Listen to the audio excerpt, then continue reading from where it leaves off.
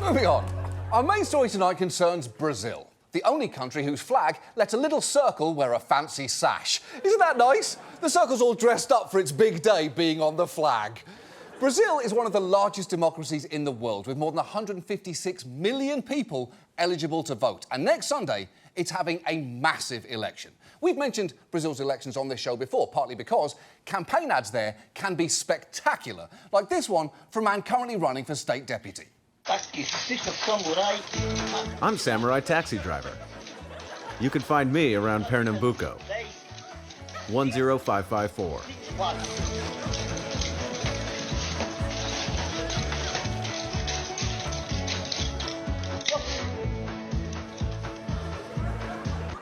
Excellent.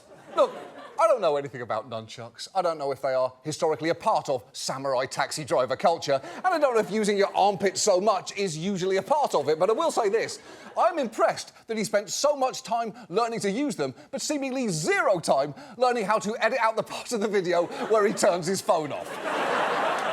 Many elected positions are on the ballot in Brazil next Sunday, from governors to senators. But the key one is the office of president, where Jair Bolsonaro is running for re-election. Now, you may remember 4 years ago, we actually discussed his first presidential run, I assume. I don't watch this show. But if you missed it, a quick recap. Bolsonaro is a right-wing ex-military populist who, when in Congress, told a female colleague, "I wouldn't rape you, you're not worth it," has said, "I would prefer my son to die in an accident than to have him be gay," and loves making finger guns all the fucking time. Basically, Bolsonaro campaigned as a misogynistic homophobe who gestures like he runs a tech startup. But now, he's campaigning as an incumbent president. And he's been drawing on all the perks of the office, including recently turning the 200th anniversary of Brazilian independence into what was essentially a campaign rally for himself. His rally in Brazil's capital city, Brasilia, drew tens of thousands of supporters and a military display of planes, parachutists, and tanks. Even the embalmed heart of monarch Dom Pedro I, who declared Brazil's independence from Portugal 200 years ago, was brought over from Europe to be on display. Wow. First, if you were wondering what Dom Pedro I died of, it was probably his heart looking like that. But it's true, they put a 2-century-old heart on an Air Force plane and flew it to Brazil. It is actually the first unnaturally preserved human body part to fly on a military jet since all of Tom Cruise. Bolsonaro's main opponent in this election is former President Luis Inácio Lula da Silva. He was incredibly popular while in office, but later got caught up in the international corruption investigation Operation Car Wash, even landing in prison during Brazil's last election, so he couldn't run. But his conviction has since been annulled, and polls now consistently show him leading the race by a wide margin, about 10%.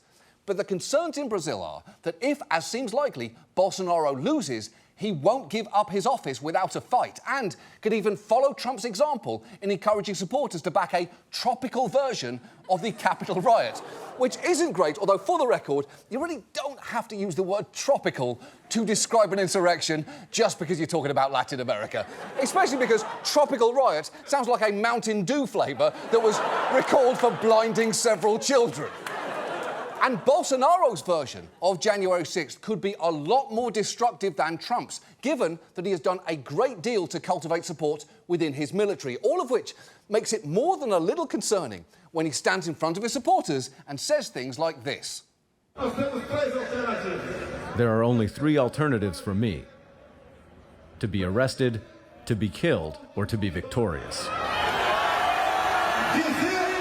And I tell those scumbags, I will never go to jail. OK, that is never a good omen, is it? No one says that before doing something pleasant. No one says their options are victory, prison or death before they say march into the Great British Bake Off tent for Biscuit Week. Not even the German guy, and honestly, I was half expecting that from him. The first round of the election is next Sunday. And if no one wins more than 50% of the vote, it will go to a second round on October 30th. Although, worryingly, Bolsonaro has already said that if he doesn't win outright next Sunday, receiving at least 60% of the vote, something, quote, abnormal took place. So if one of the world's biggest democracies seems like it might be barreling towards a cliff, tonight, let's talk about Jair Bolsonaro, the man with his foot planted firmly on the gas. And let's start with the fact that, unfortunately, he's governed pretty much exactly how he said he was going to. He's followed through on a big campaign promise to make guns more freely available in Brazil, loosening gun laws to the point that since he took office, the number of guns in private hands has doubled to nearly 2 million, despite polls showing the majority of Brazilians are against making the sale and possession of weapons easier. So he is giving people something they didn't ask for and don't want, which I believe is also the job description for the head of original programming at Netflix. But much more than that, Bolsonaro has been an absolute disaster for the Amazon, a rainforest that is critical for Brazil and, you know, the planet Earth. He has loosened regulations to expand logging and mining there and massively scaled back protections and enforcement. And almost immediately after he took office, conditions deteriorated. Under Bolsonaro, deforestation is at its highest point in a decade, with an area 10 times the size of New York City destroyed through October this year. And in August, there was an average of 1,000 fires every day. 1,000 fires a day? That is so many fires. If you ask me what happens in the Amazon 1,000 times a day, my first guess would be capybaras fucking. Self-explanatory. My second would be frog birthday parties. Statistically, there's got to be at least 5,000 of them with a birthday every day, and we have to assume that some combine parties for convenience and others just don't want to have a big thing this year. But exactly 0 of my guesses would be fires. These fires are often part of illegal deforestation to clear areas for industrial uses. Deforestation, incidentally, which can encroach on land where indigenous people live. And they have been forced to confront these loggers, ranchers and miners on their own, which can be both very dangerous and deeply dispiriting. When we confront them, they say, "Don't you watch the news?" Bolsonaro said that when he won, we could take wood from indigenous land. This is what they say to us. Right. And it has got to be tough to fight someone taking your stuff when they feel they've got permission from the most powerful person in the country. If I stole your wallets and then played a clip of Biden saying, "Hey, John, I don't give a shit if TV hosts rob their audience members. Now, if you'll excuse me, I've got to go and say 10 wrong or weird things in a row on 60 Minutes, there really wouldn't be much that you could do about it. The point is, the destruction of the Amazon under Bolsonaro has been devastating. In fact, while worldwide greenhouse gas emissions plummeted by almost 7% in 2020 due to the pandemic, Brazil's emissions actually grew by nearly 10%. And Bolsonaro has added insult to injury, claiming those fires in the Amazon were false flags, accusing outsiders of being part of a nefarious plot to seize Brazil's jungles, and directly accusing Leonardo DiCaprio of funding arson in the Amazon, which is just absurd. Where would Leo find the time to do that between his busy film schedule, his daily yacht fuck, and having a big laugh at every tweet about his May to December love life? "Oh man, the internet got me again," Leo shouts to the richest people on the planet over a bottle of wine that costs more than your rent. But perhaps the defining catastrophe of Bolsonaro's presidency has been his handling of the COVID pandemic. Brazil has suffered massively. Over 34 million cases and over 685,000 deaths. And right from the start, he refused to take it seriously, initially dismissing COVID as a little flu, and then once the death toll started rising, shrugging off responsibility in the most dickish possible way. Tudo agora é pandemia. Everything is about the pandemic nowadays. We have got to stop with this. I'm sorry for the dead. I'm sorry. But we're all going to die one day. Everybody here is going to die. We have to stop being a country of sissies. Wow, that is just monumentally shitty. I've got to say, America's COVID response left a lot to be desired. But at least the CDC slogan was never, "What are you complaining about? Death comes for all of us. Man up and die in a hole." But Bolsonaro didn't just abdicate responsibility for fighting COVID. He actively made it worse, attacking governors and anyone else who promoted shutdowns or social distancing. In fact, to the extent that lockdown orders were issued at all in Brazilian cities, they sometimes came from very surprising places. The situation has become so serious that the drug gangs that rule this slum and other slums in Rio de Janeiro have decreed a lockdown, and they have forbidden all clandestine parties from happening. It's true. Drug gangs ended up being more responsible when it came to COVID than the Brazilian government. Although, let's not give them too much credit for banning parties. You know what is pretty appealing when you're stuck inside with nothing to do and nowhere to go? Drugs. And what is so frustrating here is that Brazil was better positioned than many other countries to handle COVID. It has a long history of successful inoculation drives, starring their beloved vaccine mascot, Zagachina, who at best looks like a super sperm, and at worst, a clan member all dressed up for jazzercise. And yet Bolsonaro not only sowed doubts about the vaccines, his administration delayed ordering doses for months. In fact, last year, Pfizer apparently reached out to the Brazilian government 81 times trying to set up a deal to provide doses of vaccines, but most of the time got no answer. And some of those emails from Pfizer were just sad. One read, "Hope all is well with you. I just wanted to confirm that you received yesterday a communication sent on behalf of the president of Pfizer with the updated proposal of a possible supply of COVID-19 vaccines. Will you let me know?" And come on, Pfizer, if you're getting ghosted like that, you've just got to be more blunt. Something like, "Attention, dickheads, your country has COVID, we have a vaccine, let's do this thing." Or even, "Earth to President bitch, stop subtweeting Leonardo DiCaprio and answer your fucking phone." And the thing is, it is not like Brazilians didn't want vaccines, proven by the fact that once they finally became available, virtually 100% of the adult populations in Rio and Sao Paulo got fully vaccinated, a number that no American city has managed to hit.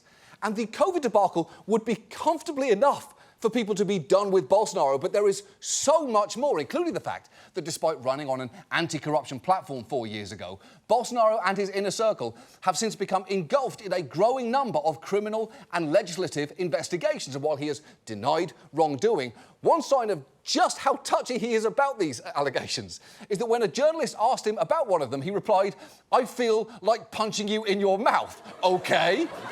So it is just no wonder that he is trailing in the polls, which is not to say that Bolsonaro does not have his supporters, because he very much does, and they can be intense. Thousands of supporters lined up in front of this gym next to Rio de Janeiro's iconic Maracanã football stadium.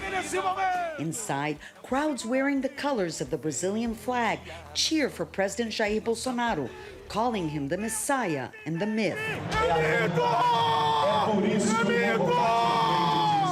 Okay, I love that man.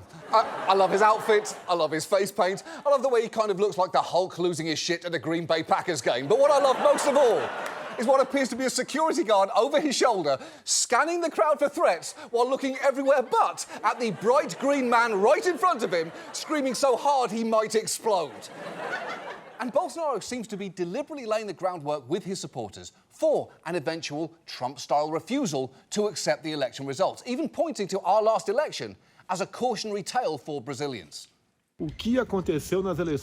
What happened in the American elections? Basically, the problem, the cause of this crisis, was the lack of trust in the vote. There were people who voted 3-4 times. Dead people voted. It was a mess. Okay, great. So that is the January 6th op-ed absolutely no one needed, from the man no one wanted to hear it from, and from the camera angle that absolutely no one deserves. He's saying his stupid opinions out loud. You really don't have to go hunting for them right up his nostrils. Bolsonaro has been going out of his way to undermine faith in Brazil's election system, suggesting judges and officials are trying to sabotage his re-election, and fear-mongering about the country's electronic voting machines. Machines, incidentally, which are even the subject of ASMR election PSAs like this one. Urna eletrônica, ASMR. Você ainda tem dúvidas sobre as eleições? Estamos aqui para descomplicar. E a pergunta da vez é: por que votar? Horny. You know, every day there are millions of people experiencing their own personal sexual awakenings. And I'm guessing that today, at least one of them discovered that softly fondling Brazilian voting machines is apparently their thing. Welcome to the rest of your life.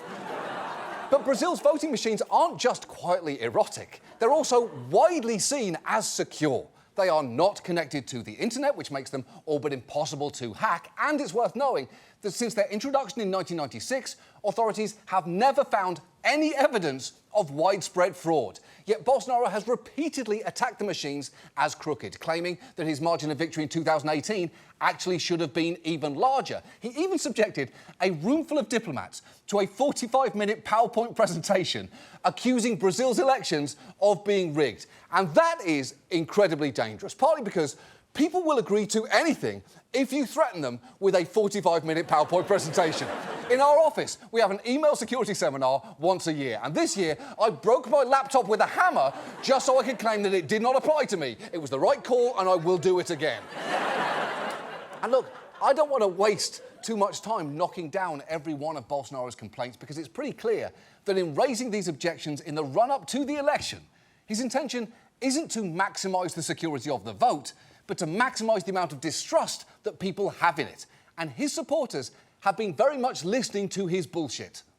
If the elections are fair, he wins in the first round, only in the first round. He will only lose the election if there is fraud, and the people will take to the streets to stop that from happening. You see, that's interesting, isn't it? Because if you look at that man, you'd think, oh, he loves Brazil. But if you listen to him, you'd learn he's willing to burn his country to the ground based on a flimsily laid conspiracy theory. But I guess that duality is just part of the boundless mystery and contradiction that makes human beings the absolute fucking worst. And given Bolsonaro's rhetoric, it is no wonder that there have already been outbreaks of violence. One Lula supporter was killed when a Bolsonaro supporter invaded his Lula-themed birthday party and shot him while shouting that all PT partisans, that is, supporters of Lula's political party, will die. So things are very tense right now in Brazil, and that is before you consider just how close Bolsonaro is to the armed forces there. Not only is he ex-military, and not only has he expressed admiration for the military dictatorship that ran the country until 1985, his government is also heavily stocked with military personnel, and some leaders of Brazil's armed forces have raised similar doubts to Bolsonaro's about the integrity of the elections, all of which has led some in Brazil to understandably worry about what lies ahead. This flirting of President Bolsonaro with the coup is not a recent thing. It's an old thing. The people that support him are willing to do anything, just like the supporters of President Donald Trump when the Capitol was invaded. I have no doubt, I have even written about it, that here in Brazil we will have a tragic, dramatic repetition of what happened there. Yeah, except crucially, it could be much worse there. Because luckily for us, Trump's allies were generally limited to a shirtless man in a fur hat, a perpetually hoarse pillow baron, and some of his dumber children. But Bolsonaro has significant military support, and there is some question of what they might do in the event of an uprising, which raises the stakes significantly. Generally, when someone threatens democracy, it's a lot easier to say, you and what army, when you're absolutely certain that that person doesn't have an actual army behind them.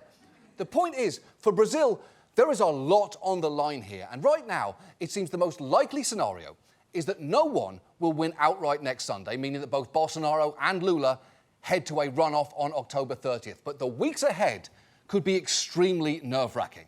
And the fact is, if Bolsonaro eventually loses and chooses to fight the results, it is going to test the strength of Brazil's relatively young democracy. So, to the people there who are worried right now, let me address you in the two languages that I know you'll understand: Portuguese and, of course, the language of the chuck. So please, if you will bear with me. Olá, Brasil! Sou o apresentador Samurai. Sinto muito pelo que vocês estão passando nesse momento. Nossos pensamentos estarão com vocês nas próximas semanas. Boa sorte. That is our show. Thank you so much for watching. We'll see you next week. Good night.